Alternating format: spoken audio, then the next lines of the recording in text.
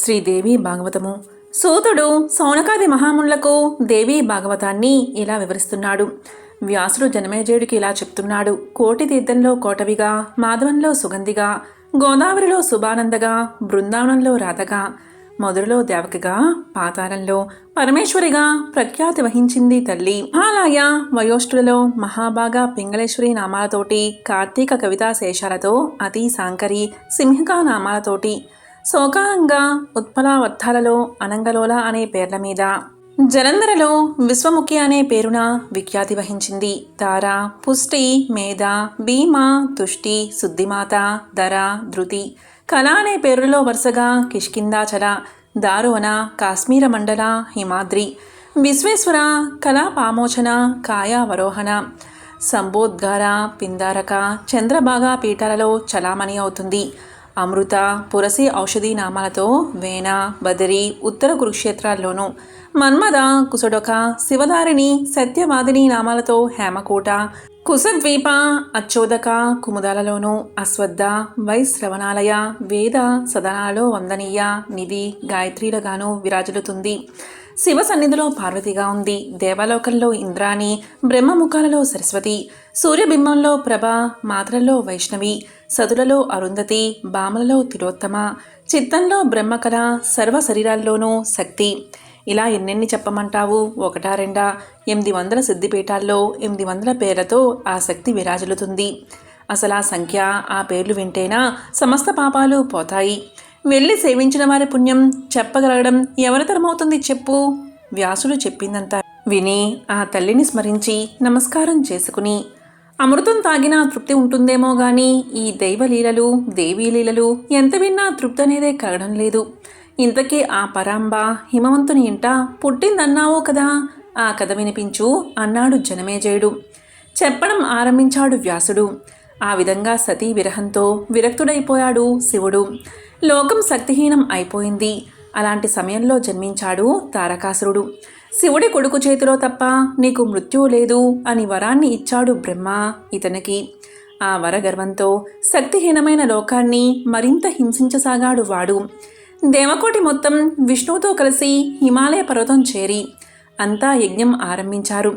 చైత్ర శుక్ల నవమి శుక్రవారం నాడు దివ్య జ్యోతిర్మూర్తిగా కనబడింది. ఆమెని భక్తి శ్రద్ధలతో స్తుతించారు దేవతలు. తారకాసుడి విషయం చెప్పారామెకి.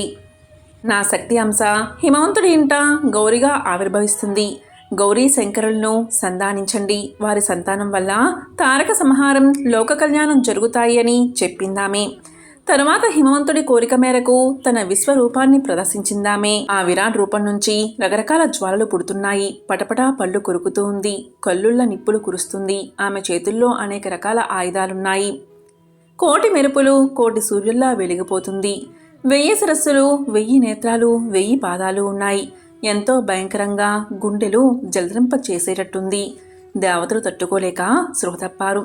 వేదాలు వారిని మేల్కొల్పాయి. ఆమెను ఎంతగానో స్తుతించారు. వేద ప్రార్థనలు ఆలకించి తన ఘోర రూపాన్ని ఉపసంహరించుకుంది దేవి. సహజ సుందర రూపం దాల్చింది. ఈ విశ్వరూపాన్ని ఎవరు తలుచుకుంటారు? వారి భయాలన్నీ పటాపంచలు అవుతాయి. పరాశక్తి అనుగ్రహం సర్వదా కలుగుతుంది. అనంతరం దేవి హ్రీంకార యోగం గురించి చెప్పి బ్రహ్మ విద్యను ఉపదేశించింది. తీర్థోత్సవాల గురించి చెప్పింది. వ్రతపూజా విధిని వివరించింది. ఇది గౌరీ, లక్ష్మి తిరిగి అవతరించిన అమ్మవారి విశ్వరూపం వర్ణించబడిన రహస్యోపాఖ్యానం. పరమ పవిత్రమైన ఈ కథ విన్నా, చదివినా పవిత్రత కలుగుతుంది. 7 స్కందాలు విన్నా ఏమాత్రమూ తనివి తీరని దేవీ లీలామృత పానలాలసుడైన జనమేజయుడి ప్రశ్నలకు బదులుగా పూర్వం యోగాచార్య ప్రవర్తకుడైన నారాయణుడు నారదుడికి చెప్పిన విషయాల్ని చెబుతాను విను అని చెప్పసాగాడు వ్యాసుడు. ఆది వరాహుడు నారాయణుడు నారదుడికి చెబుతున్నాడు. ఆది మనువు స్వయంభవుడు బ్రహ్మ ఆజ్ఞ ప్రకారం దేవి గురించి తపస్సు చేశాడు.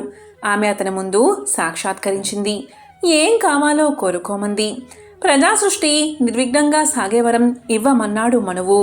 అలాగే అని చెప్పి ఆమె అంతర్ధానమైంది. మనువు బ్రహ్మ దగ్గరకు వచ్చాడు. ఇంకా నిరాటంకంగా ప్రజాసృష్టి చేస్తాను, నాకో ప్రశాంతమైన ఏకాంత ప్రదేశాన్ని అనుగ్రహించమని కోరాడు మనువు. నాయనా, ఎంతో కాలంగా సృష్టి చేస్తున్నాను కానీ ఈ భూమి నిలకడ లేకుండా అస్తమానం నీటిలో మునిగిపోతూ ఉంది. ఆ ఆదిపురుషుడి సహకారం లేనిదే నా ప్రయత్నం సఫలం అయ్యేలా లేదు అంటూ ఆలోచనలో పడ్డాడు బ్రహ్మ. అప్పుడతని ముక్కు కొన నుండి ఆవిర్భవించాడు శ్రీ వరాహమూర్తి. అంగుళ ప్రమాణంతో వచ్చి అంతలోనే ఏనుగంత పెరిగాడు. చూస్తూ ఉండగానే మహాపర్వతమంత ఎదిగాడు. లోక భీకరంగా గర్జించాడు. నీటి జంతువుల్ని తప్పించుకుంటూ సముద్రంలో చొరబడ్డాడు. ఆ ఆది పురుషుడు భూమిని తన కోరలపై పైకెత్తాడు. ఆ నీళ్లలోంచి భూమిని పైకి తెచ్చాడు. యజ్ఞపురుషుడు మహావిష్ణువు అయిన వరాహమూర్తి. బ్రహ్మ, మనువు మొదలైన 50 మంది సంతోషించారు, స్తోత్రం చేశారు. అంతలోనే హిరణ్యాక్షుడు వచ్చి అడ్డుకున్నాడు. తన గదతో ఆ రాక్షసుణ్ణి చావబాదాడు వరాహమూర్తి. తరువాత అతి విచిత్రంగా భూమిని నీళ్ల మీద నిలబెట్టి తాను వైకుంఠానికి వెళ్ళిపోయాడు. వరాహమూర్తి వెళ్ళాక బ్రహ్మ భూమి మీద ప్రజాసృష్టి చేయమని మనువుకు చెప్పాడు.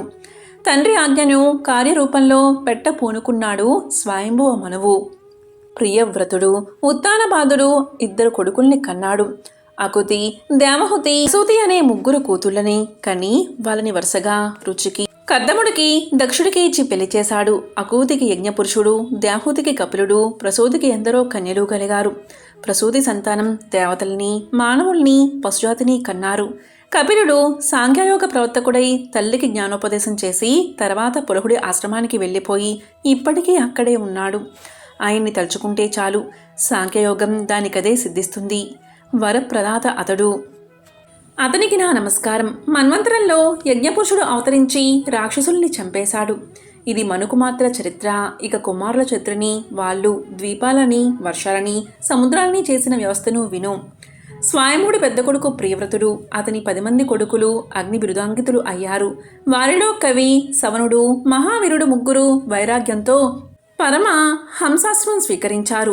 ఊర్జస్వతి అని ఒకతే కూతురు, మరో భార్య గర్భంలో ఉత్తముడు, తామసుడు, రైవతుడు అనే 3 కుమార్తెలు పుట్టారు.